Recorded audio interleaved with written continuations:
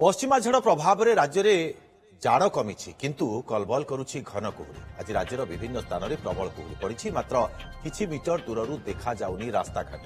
आज पुरी रे धला चादर भितर लुचिगला श्रीमंदिर। एते जोर रे कुहुड़ी पड़िथिला जे बड़ देउळर चूड़ा कि नीलचक्र बाना दृश्यमान होई नथिला। भक्त मानकु पूरा मंदिर को आच्छादित करिथिला घन कुहुड़ी। ए सकाळ समय ये दृश्य जो भाव में कुहुड़ी पड़ी आपण देखिपुंट बड़ देउल देखागलानी। नीलचक्र बाना दृश्यमान है ना। भक्त मैंने नीलचक्र बाना देखिपारि नाहांती कारण अनेक दूर दृश्यमान हुए जो बाना से बाना आज देखा मिल ना जेहेतु पूरा मंदिर को आच्छादित करथिला घन कुहुड़ी। अधिक सूचना चीफ रिपोर्टर मधुसूदन मिश्रा आम सहित जोड़ी होती। मधुसूदन, आज कुहुड़ीर प्रभाव केमती देखा मिलूँ? ये तो प्रथम घटना नुहे, आगुरी एमती अनेक थर आम देखीचे किंतु आज जमी कुहुड़ी आच्छादित करिछि पूरा नीलचक्र बाना घोड़े हो जाइछि देखा जाउनी किछि।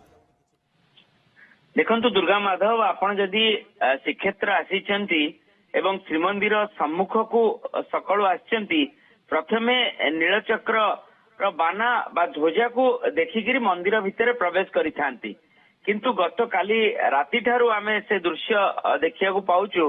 पूरा घन कुहुड़ी रे आच्छादित होइतला पुरी शहर, पूरा बड़दाण्ड एवं जहाँकि ए पर्यंत मध्य से घन कुहुड़ी रे आच्छादित होइचंती बड़ देउळ। बड़ देउळ दृश्यमान हेउनांती एवं बड़ देउळ नीलचक्र ध्वजा मध्य दृश्यमान हेउनांती। किंतु धीरे धीरे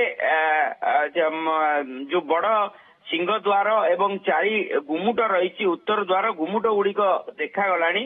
किंतु पाखापाखि 40 फुट 50 फुट दूर पूरा पूरी दृश्यमान संपूर्ण भावे हेउनांती। अर्थ बड़ देउळ को घन कुहुड़ी रे आच्छादित होई रहिचंती एबेबी एवं एबेबी भक्त माने बाहर अपेक्षा कर रहिचंती जे केतेबेले कुहुड़ी हटिबो एवं बड़ देउळ को संपूर्ण भावे से देखि पारिबे एवं नीलचक्र बाना को मध्य देखिबार सुजोग पाई पारिबे।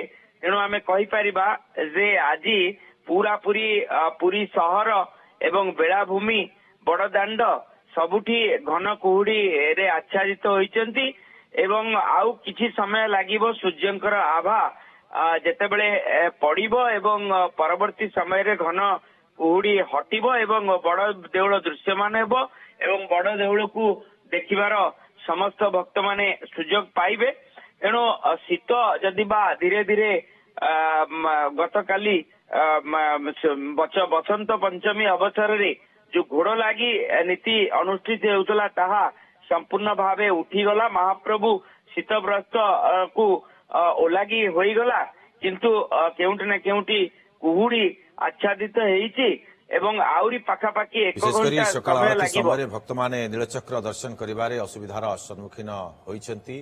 पूरा मंदिर को आच्छादित करिछि कुहुड़ी, सेतिपई खरा धीरे धीरे आसिले कुहुड़ी आउ रहिबो नाही। भक्त माने दर्शन करि पारिबे सुरुखुरे। बहुत बहुत धन्यवाद आपनको तमाम सूचना पे मधुसूदन।